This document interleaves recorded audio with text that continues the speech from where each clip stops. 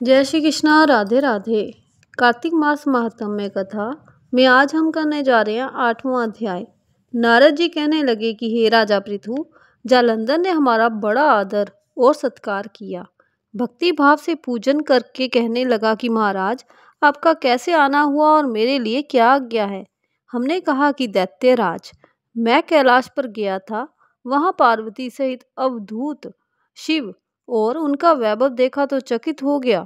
ऐसा वैभव और किसी का भी हो सकता है क्या? ऐसा विचार कर तीनों लोकों में भ्रमण करता हुआ यहाँ पर आया हूँ।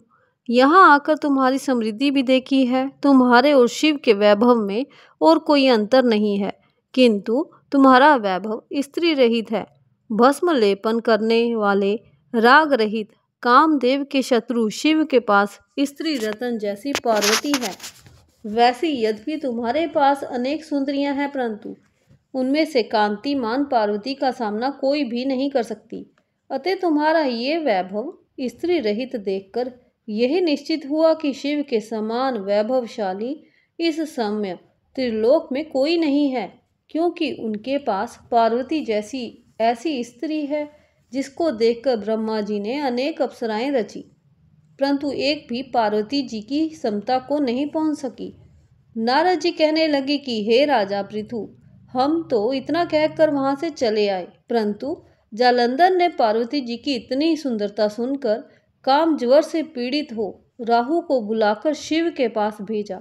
राहु उसी समय चंद्र के समान उज्ज्वल कैलाश को काला करता हुआ द्वारपाल नंदी द्वारा रोके जाने तथा शिव के सामने उपस्थित किए जाने पर उनसे बोला कि हे शिव, तीनों लोकों के नाथ और सब रत्नों के स्वामी जालंधर की आज्ञा सुनो। शमशानवासी और नरमुंडों की माला धारण करने वाले जटाजूट धारी तुम्हारे जैसे अवधूत के पास पार्वती जैसी परम सुंदरी स्त्री शोभा नहीं देती। मैं तीनों लोकों का नाथ, सब रत्नों का स्वामी हूँ, क्योंकि पार्वती जी भी स्त्री रत्न हैं, अतः वे मेरे साथ ही शोभा दे सकती हैं। तेरे जैसे भस्म धारण करने वाले योगी के पास नहीं रह सकती। नारद जी कहने लगे कि हे राजा पृथु, राहु के इतना कहते ही श्री शिव जी ने अपनी भ्रिकुटी में से एक अति भयंकर पुरुष का उत्पन्न किया, जिसका सिंह के समान मुख, जलती हुई अग्नि के समान लाल लाल आंखें और शरीर पर खड़े हुए बड़े बड़े बाल थे। उत्पन्न होते ही जब वह राहु को खाने के लिए आगे बढ़ा तो राहु भयभीत होकर कहने लगा कि हे शिव, मैं ब्राह्मण हूँ और दूत भी, अतः तुम मुझको मत मारो। ऐसा कहने पर शिव ने राहु को पकड़कर आकाश में फेंक दिया। तब वह भयंकर पुरुष राहु को छोड़कर शिव के पास आया और कहने लगा कि मैं भूखा हूँ, मुझे खाने के लिए कुछ दो। तब शिव जी ने कहा कि तुम अपने हाथ पैरों को खाओ। जब वह हाथ पैरों को खाता हुआ सारे धड़ को खा गया और केवल मुख ही बचा, तब शिव जी ने प्रसन्न होकर कहा कि आज से तुम्हारा नाम कीर्ति मुख होगा और तुम हमारे द्वारपाल होगे। पहले तुम्हारी पूजा होगी, तुम्हारी पूजा के बिना हमारी पूजा निष्फल होगी। उधर राहु आकाश में जाकर बर्बर देश में गिरा। राहु की ऐसी दशा सुनकर जालंधर को बड़ा क्रोध आया और वह दैत्यों की 1 करोड़ सेना लेकर अपनी पुरी से बाहर निकला। बाहर निकलते ही सामने एक आंख वाले शुक्राचार्य और अंगहीन राहु मिले। इनके अतिरिक्त तो और भी अनेक अपशकुन हुए, परंतु वह रुका नहीं। तब दैत्य सेना सारे आकाश में छा गई। जब देवताओं ने जालंधर की कैलाश पर चढ़ाई देखी तो छिप कर शिवजी महाराज को खबर दी। श्री शिवजी ने उसी समय विष्णु भगवान का स्मरण किया। स्मरण करते ही भगवान वहां आकर उपस्थित हो गए। तब शिवजी ने कहा कि भगवान, आपने देवताओं को पीड़ा देने वाले इस दैत्य को मारा क्यों नहीं? इतना ही नहीं, आप वहां जाकर उसके घर में विराजमान क्यों हो गए हैं? तब विष्णु कहने लगे कि ये आपके अंश से उत्पन्न हुआ है और लक्ष्मी जी का भाई है, इस कारण हमने इसको नहीं मारा है। ये आपके हाथ से ही मारा जाएगा। तब शिव जी बोले कि ये तेजस्वी दैत्य हमसे ऐसे नहीं मारा जाएगा, आप सब इसको मारने के लिए अपना अपना तेज दीजिए। तब विष्णु सहित सब देवताओं ने अपना अपना तेज दिया। इसके बाद शिवजी ने उस तेज को इकट्ठा करके ज्वाला माली सुदर्शन चक्र बनाया और एक व्रज बनाकर जालंधर से युद्ध करने को तैयार हुए। शिवजी के भूत गणों की सेना में समस्त देवगण भी आकर सम्मिलित हो गए। उधर कैलाश के निकट जालंधर अपनी सेना लेकर आया। इधर कीर्तिमुख, नंदी आदि सब गण और देव सेना भी मैदान में आ गई। तब जालंधर और देवताओं में ऐसा घोर संग्राम हुआ जिससे सारा विश्व कंपनमय हो गया। युद्ध में जितने भी दैत्य मारे जाते थे उन सबको दैत्य गुरु शंकराचार्य जी अपनी संजीवनी विद्या से जीवित कर देते थे। ये देखकर भूतादि गण भागकर शिवजी के पास गए और उनको संपूर्ण वृत्तांत जा सुनाया।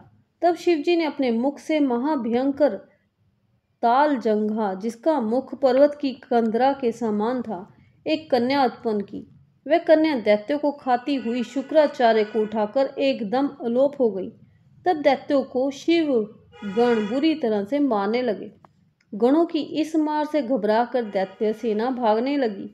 दैत्य सेना को इस प्रकार भागते हुए देखकर जालंधर के सेनापति शुभ और निशुंभ तथा कालनेमी आगे बढ़े।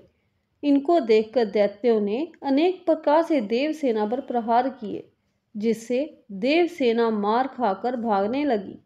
तब गणेश और शुभ का महाघोर युद्ध हुआ। इस बार अपनी सेना को भागती देखकर जालंधर स्वयं रण क्षेत्र में आया। देव सेना की ओर से वीरभद्र अनेक प्रकार के प्रहार जालंधर पर करता रहा। तब जालंधर ने क्रोध में आकर अपना परिघ उस पर दे मारा और उसके रथ की पताका काट दी। साथ ही जालंधर ने बाण वर्षा करके देव सेना में भगदड़ मचा दी। अपनी सेना की ऐसी दशा देखकर स्वयं शिवजी बैल पर चढ़कर युद्ध करने के लिए आए और आते ही दैत्य सेना पर बाणों से तीव्र प्रहार किए। इन प्रहारों से दैत्य सेना इस प्रकार भागने लगी जैसे कार्तिक मास के व्रत से पाप भाग जाते हैं।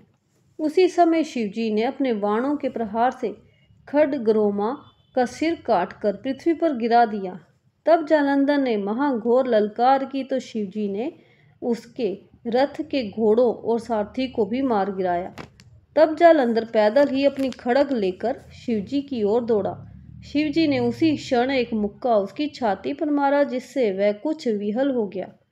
इस प्रकार जब दैत्य ने देखा कि शिव अजय हैं, तो उसने गंधर्व माया रची। गंधर्व और अप्सराएं नाचने और गाने लगी। शिवजी भी इस माया में फंसकर नाचने और गाने लगे।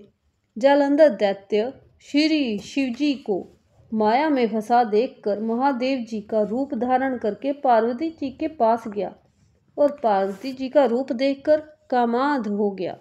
पार्वती जी महादेव जी को आया देखकर खड़ी हो गई, परंतु तत्काल ही राक्षसी माया समझकर वहां से अंतर ध्यान हो गई। तब जालंधर पुनः युद्ध भूमि में आया। उधर जालंधर के चले जाने के बाद पार्वती जी ने भगवान विष्णु का स्मरण किया। तब भगवान विष्णु ने वहां उपस्थित होकर पार्वती जी को आश्वासन दिया। भगवान विष्णु ने सोचा कि जालंधर ने स्वयं अपनी मृत्यु का रास्ता बता दिया है। ये दुष्ट वृंदा के पतिव्रत धर्म के कारण ही मृत्यु को प्राप्त नहीं होता है। अतः देवताओं के कार्य तथा भक्तों की रक्षा करने के लिए हमको ही वृंदा के धर्म को भंग करने का घोर कर्म करना पड़ेगा। ऐसा करने पर ही इस दुष्ट की मृत्यु होगी। इतनी ही देर में शिवजी भी राक्षसी माया से मुक्त होकर जालंधर को आया देख उसके साथ युद्ध करने को उद्यत हुए और इस प्रकार उस पर अनेकानेक बाणों से प्रहार किया। कार्तिक मास महात्म्य कथा अध्याय 8 संपूर्णम। बोलो विष्णु भगवान की जय, माँ लक्ष्मी की जय। अब हम करने जा रहे हैं कार्तिक मास महात्म्य कथा अध्याय 9। इधर वृंदा ने स्वप्न देखा कि उसका पति सारे शरीर पर तेल लगाकर नंगा शरीर भैंस पर सवार होकर दक्षिण दिशा की ओर प्रेतों के साथ जा रहा है। ये स्वप्न देख उसे बड़ी चिंता हुई और उसे अटारी और गौशाला कहीं भी विश्राम नहीं मिला। तब वह एक वन में दूसरे वन में चली गई। वहां वृंदा ने सिंह जैसे मुख वाले 2 राक्षस देखे। उन्हें देखते ही वह डर के मारे भागी। आगे जाकर उसने शिष्य सहित एक तपस्वी मुनि को देखा और उनसे अपनी रक्षा करने के लिए कहा। उसकी प्रार्थना पर मुनि ने अपनी एक हुंकार से उन राक्षसों को भगा दिया। तत्पश्चात वृंदा ने मुनि से विनयपूर्वक कहा कि महाराज, मेरे पति जालंधर तथा महादेव जी में घोर युद्ध हो रहा है। उसमें किसकी विजय होगी, कृपा करके बताइए, क्योंकि आप सर्वज्ञ हैं। ये सुनकर मुनि ने ऊपर को देखा। उसी समय 2 बंदरों ने आकर मुनि को प्रणाम किया और मुनि के संकेत पर वे दोनों बंदर वहां से चले गए। फिर थोड़ी देर बाद वे दोनों आकाश की ओर से आए और उन्होंने वहां जालंधर दैत्य का सिर और धड़ लाकर फेंक दिया। वृंदा अपने पति के मृत शरीर को देखकर बहुत दुखी हुई और रोने लगी। तत्पश्चात मूर्छित होकर पृथ्वी पर गिर पड़ी। मुनि ने अपने कमंडल से उस पर जल छिड़का तो उसे कुछ चेतना आई। तब वह पुनः विलाप करती हुई मुनि से बोली कि महाराज, जिसने देव, गंधर्व और विष्णु सहित तीनों लोकों को जीत लिया, वह शिव के हाथों से कैसे मारा गया। हे मुने, आप बड़े सामर्थ्यवान हैं, किसी प्रकार मेरे पति को फिर जीवित कर दीजिए। तब मुनि कहने लगे कि शिवजी के हाथ से मारे गए को कौन जीवित कर सकता है, परंतु फिर भी तुम पर कृपा करके हम इसको जीवित कर देते हैं। ऐसा कहकर मुनि अंतर ध्यान हो गए और जालंधर जीवित होकर वृंदा के साथ प्रेमालाप करता हुआ आलिंगनबद्ध हो गया।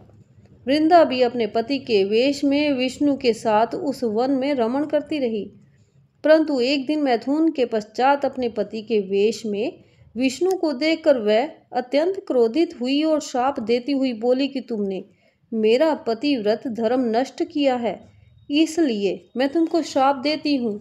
निश्चय ही वह कपट मुनि तुम ही थे, और तुमने जो 2 राक्षस कपट के बनाए थे वही कालांतर में तुम्हारी स्त्री का हरण करेंगे, और जो तुम्हारा शिष्य था वह बंदर रूप धारण कर तुम्हारी सहायता करेगा। फिर कहा कि तुम पत्थर हो जाओ। नारद जी कहने लगे कि हे राजा पृथु, भगवान विष्णु ने देवताओं तथा अपने भक्तों के कार्य के लिए पतिव्रता वृंदा का यद्यपि शील हर लिया, परंतु वे मन ही मन अत्यंत दुखी हुए और बोले कि हे वृंदे, मैंने तुम्हारे श्राप को ग्रहण किया, अतः मैं अवश्य शिला रूप में हो जाऊंगा, परंतु तुम भी वृक्ष रूप होकर मुझको मिलोगी। उसी समय वृंदा अपने पति के चरणों का ध्यान करके विष्णु के मना करने पर भी अग्नि में प्रवेश कर गई, और विष्णु वृंदा का स्मरण करके उसकी चिता की भस्म में लौटने लगे। नारद जी कहते हैं कि हे राजा पृथु, इधर युद्ध में जालंधर दैत्य ने शिवजी को अति बलवान समझकर राक्षसी माया से पार्वती बनाई और उन्हें मारने लगा। उसकी इस माया को देखकर शिवजी नीचे को मुख करके बैठ गए। तभी अच्छा अवसर देख जालंधर ने अनेक बाण शिवजी को मारे। इस प्रकार शिव को संकट में ग्रसित देखकर विष्णु भगवान वहां पर आए और शिवजी को राक्षसी माया का ज्ञान कराया। तब शिवजी बड़े भयंकर वेग से राक्षसों को मारने लगे। शिवजी की इस तीक्ष्ण वाण वर्षा के आगे शुभ और निशुंभ भी ना ठहर सके और वह युद्ध क्षेत्र से भाग खड़े हुए। तब शिवजी ने उनको श्राप दिया, क्योंकि तुम युद्ध क्षेत्र से भाग गए हो, इसलिए पार्वती के हाथ से मारे जाओगे। उधर जिस समय वृंदा का पतिव्रत धर्म नष्ट हुआ, तभी जालंधर का बल समाप्त हो गया। ठीक इसी समय विष्णु ने अपना सुदर्शन चक्र अपने तेज सहित शिव को दिया। फिर शिवजी ने अपना ऋषियों के तप का, पतिव्रता स्त्रियों का तथा ब्रह्मा जी का तेज उसमें जोड़कर जालंधर दैत्य पर छोड़ दिया, जिससे उसका सिर कटकर भूमि पर गिर गया। सिर और धड़ अलग होते ही जालंधर का तेज उसके शरीर से निकलकर श्री शिव जी में तथा वृंदा का तेज श्री पार्वती जी में समा गया। उधर विष्णु वृंदा की चिता में लौटने लगे। तब सब देवताओं ने शिवजी की स्तुति की और कहा कि महाराज, जालंधर को मारकर अपने देवताओं का बड़ा उपकार किया है, परंतु एक महान अनर्थ हो रहा है, कृपया करके उसका भी कुछ उपाय कीजिए। भगवान विष्णु वृंदा के पतिव्रत धर्म से मोहित होकर लगातार उसकी चिता भस्म पर लौट रहे हैं और किसी प्रकार का विश्राम नहीं कर रहे हैं।